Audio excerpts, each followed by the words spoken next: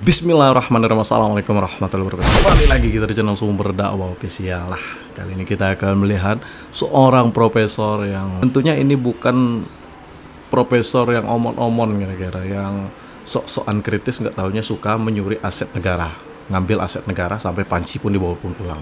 Dan tentunya bukan seorang profesor omon-omon yang sok-sokan suka mengkritik pemerintah, nggak taunya tidak hafal dengan lagu Indonesia Raya. Oke, tanpa berlama-lama, siapa itu Bang? Nilai kalian sendiri siapa lah. Langsung saja kita melihatnya. Bismillahirrahmanirrahim. Saya mau membandingkan antara leadership model dari Pak Harto sama Pak Jokowi. Ada perbedaan yang begitu kontras, dan ini leadership yang semacam apa? Yang paling menonjol, yang satu militer dan dia mengontrol environment. Jadi environment dikontrol, dinamika itu kemudian ditekan dan semuanya ikut. Media tidak bisa bicara sembarangan, semua harus ada siup. Mahasiswa tidak bisa bicara dengan bebas, dan segala sesuatu itu konteksnya pada saat itu adalah dengan penduduk yang belum sampai mencapai 200 juta. Jadi masih sekitar 150-an juta. Nah, ditambah lagi dengan dia lahir di backup oleh Amerika, ya. Kepentingan Amerika itu kuat sekali pada saat itu, ya. Dan kemudian kita bisa swasembada. Waktu berlalu ternyata pangan ini tidak bisa lagi swasembada karena penduduk meledak. KB tidak jalan setelah Pak Harto tidak ada. Kemudian masing-masing negara melakukan spesialisasi. Kemudian WTO memaksa kita. 98 pada saat Pak Harto jatuh itu semua kita harus ngikutin maunya WTO, maunya IMF dan World Bank. Kemudian dibikin sistem yang menyatu dalam satu paparan global. Globalis masuk ke Indonesia. Dan disitulah kita bisa melihat ternyata kita perlu beras dari Thailand. Masih ingat kan dulu zamannya Pak Habibie yang tukar dengan pesawat terbang itu, ya, beras ketan, beras ketan tukar dengan itu. Nah, terus kemudian setelah itu kita melihat aspek keuangan menjadi dominan, pangan mulai banyak artificial pangan, dan ternyata kita tidak efisien dalam distribusi. Jadi berapa lama kapal mendarat dan kemudian harus bongkar muat di pelabuhan. Ternyata kita tidak kompetitif. Jadi Singapura diuntungkan dengan kondisi itu. Singapura diuntungkan, Malaysia diuntungkan karena mereka cepat. Jadi kapal yang masuk ke Indonesia, kapal yang kecil-kecil, ongkosnya mahal, ongkos kirim ke Medan itu ternyata lebih mahal. Medan Aceh lebih mahal daripada kita kirim ke Singapura, daripada kita kirim ke Cina, begitu, ya. Nah, disitulah pergulatan kita, karena akhirnya kita membeli segala sesuatu jadi mahal. Nah, dia membaca konteks. Konteksnya adalah infrastruktur kita buruk sekali dan kemudian tidak merata. Nah, dia adalah pemimpin yang basisnya adalah nasionalis. Jadi dia melihat Indonesia semua harus adil. Bensin dibikin, harga BBM dibikin satu harga. Kemudian dia bikin itu Bandul Nusantara itu supaya kapal dari ujung Aceh itu sampai ke Indonesia Timur dan baliknya itu bolak-balik begitu bisa. Sehingga nanti biaya logistik jadi murah, biaya logistik murah, pangan akan tersedia dengan lebih baik. Jadi itu yang dia lihat. Nah, konteksnya sudah berbeda. Jadi sangat dinamis, di mana Barat tidak 100% mendukung kita. Kita mendekat pada Cina saja ribut PKI di sini, begitu, ya. Dolar tiba-tiba beredar, begitu, ya. Dolar tiba-tiba beredar. Tapi apa yang terjadi di masa-masa sebelumnya? Kalau ada yang mengatakan, tapi Pak Jokowi bukan pemimpin besar, gagasannya bukan gagasan besar. Iya, betul, barangkali betul. Tetapi ada orang yang sekolahnya tinggi, dia hanya berpikir begitu. Implementasinya sedikit gitu, yang mengucurnya sedikit. Nah, karena dengan latar belakang sebagai entrepreneur, dia itu adalah orang yang kuat begitu, dan dia langsung tahu titiknya adalah infrastruktur. Itu dia cecar jalan, dan saya kira sekarang ini yang membalikkan persepsi dunia pada Indonesia. Orang lihat kita gila, ya. Indonesia punya ini begitu. Sehingga kemudian menjadi lebih karena eksekusi kekuatan. Jadi plan doang nggak cukup. Ya, harus kerja. Kerja. Yang paling enak yang punya ide besar. Kalau ide besar, kita hadir di suatu acara, banyak orang, semua orang tepuk tangan. Iya. Tapi siapa yang mau menjalankan? Yang mau menjalankan itu akan babak belur di jalanan. Dia akan dimarahin banyak orang. Makanya dia merubah dari ganti rugi jadi ganti untung. Itu saya kira poin yang bagus sekali. Rakyat jadi happy kalau dapat gusuran. Dulu kan tidak senang dapat gusuran. Nah, terkait tadi bicara mengenai style beliau nasionalis dan beliau akhirnya tegas infrastruktur. Tapi kan kita tahu oposisi ini terus memanfaatkan atau mempolitisasi.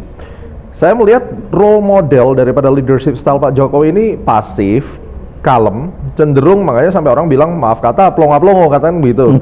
Nah, yang saya ingin tahu kenapa dia bermain dengan style leadership seperti ini? Apakah dia itu tidak lebih baik menjadi responsif, membangun komunikasi yang lebih clear sehingga tidak gampang dibelokkan nih sama orang-orang menjadi hoax? Dan kenapa beliau ini lebih cenderung mengambil posisi seperti ini? Apa nggak lebih baik dia responsif gitu? Jadi setiap zaman itu kan ada konteksnya. Yang paling pandai ini sebenarnya Pak Harto. Pak Harto lebih irit lagi bicara. Oh, Sangat irit. Tapi kan dia jenderal dan menteri-menterinya tentara dan kemudian koran juga dikontrol, tidak bisa bicara sembarangan. Jadi Pak Harto tuh irit bicara, ngomongnya penuh wibawa Pak Harto itu ya. Nah Pak Jokowi sebetulnya sering out of context kalau ngomong karena seringkali bicara dia sendiri juru bicaranya. Dia sendiri baca tanpa teks, kekinian banget tanpa teks gitu ya.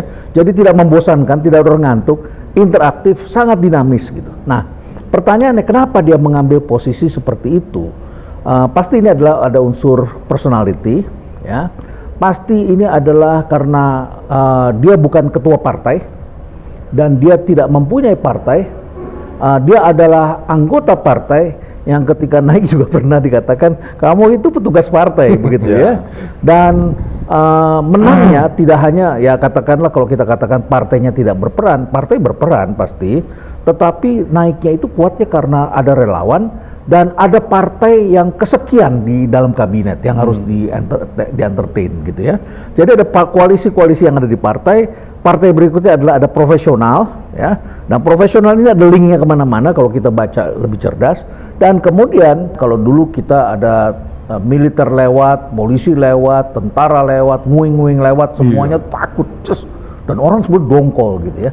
Tapi hari ini kalau kita kasih jalan tuh dikasih jempol gitu ya, sama pengawal. Dan presiden ini bisa turun sewaktu-waktu di jalan begitu, ketika melihat sesuatu. Ada anak kecil, ada suster, ada musimbo, di luar rencana begitu ya. Merepotkan bagi mereka yang melihat secara struktural, itu satu. Yang kedua, bagi mereka yang biasa melihat pemimpin itu sebagai orang yang berwibawa dalam arti dari pakaiannya, dari style yang dibuat. Nah, terlepas bahwa ada orang yang mengatakan nggak begitu, tapi kok dunia suka begitu. Nah, itu kan menjadi role model deh. Menjadi role model, dunia kok suka. Untuk pimpinan dunia lainnya gitu kan kesannya. Jawabnya adalah kalau menurut saya, yang tadi saya kembali ke awal, be yourself. Apa artinya? Pemimpin itu harus genuine. Jangan dibuat-buat gitu. Ya, jangan dibuat-buat. Bahwa di depan halayak kita harus menjadi contoh. Iya, sebelum menjadi pemimpin kita sudah harus belajar menjadi pemimpin. Jangan kalau makan itu jadi meja piring kita tuh jadi killing field gitu ya, kayak tulang belulang, makannya jorok, ngomong kan itu tidak menarik, membuat orang ill feel begitu istilahnya ya. Jadi memang harus dipoles yang seperti, tapi be yourself, be genuine, harus genuine pemimpin. Dengan genuine itu orang akan merasa dari hati, ini datangnya ketulusan. Saya kira itu lebih baik apa adanya. Inilah habis berdiskusi tadi dan rapat koordinasi dengan Kepala Staf Presiden. Kebetulan salah satu penasihat senior rekan kita dari Telkom dan saya sangat setuju sekali di mana sekarang ini tidak adanya pengawasan di media. Jadi media bisa bikin konten tanpa di-review, baik itu company media maupun self media, which is kita bisa lewat Twitter. Sehingga bisnis penggiringan opini ini sangat mengerikan. Yang benar jadi salah, salah jadi benar, ya kan? Terus kemudian yang kita lihat lagi, distribusi konten ini merupakan orang bilang ini kan negara demokrasi. Tapi kita tahu bahwa demokrasi terpimpin dengan demokrasi reformasi ini suatu hal yang sangat berbeda sekali. Dan kerusakan, kehilangannya milenial terhadap culture timur, budaya tata krama ini sudah tidak ada lagi. Mereka cenderung bisa pakai account fake, terus kemudian menggiring opini, booster dijual segala macam sampai akhirnya ini menjadi senjata politik. Kalau ini dibiarkan, ini bagaimana? Kalau menurut Prof. Renal, ini opini pribadi dan bagaimana ini cara mengatasi ini? Karena Pak Jokowi sendiri kadang kelepasan ya, namanya manusia kan pasti ada emosi juga. Nah ketika Pak Jokowi mulai sebagai manusia menunjukkan dia amarah, disikat lagi, mulai presiden baperan misalnya kan kayak begitu. Nah ini konfliknya bakal panjang atau gimana? Iya, sosial media itu mengandung dua elemen. Yang pertama elemen buzzer dan hoax dan sebagainya, aspek negatif. Tetapi ada elemen kedua, di mana ini bisa mengkoreksi dengan sendirinya, secara alamiah begitu ya, mengkoreksi yang di sini. Nah, apa artinya dari semua ini? Artinya at the end of the day, walaupun butuh waktu dan ada kerusakan, sosial media juga membantu kita untuk mencari jalan keluar, di mana kebenaran akhirnya menemukan pintunya. Gitu. Akhirnya kebenaran menemukan pintunya. Hanya kerusakannya ini sudah terjadi, gitu ya. Karena tidak ada editor dunia ini. Tidak ada editornya.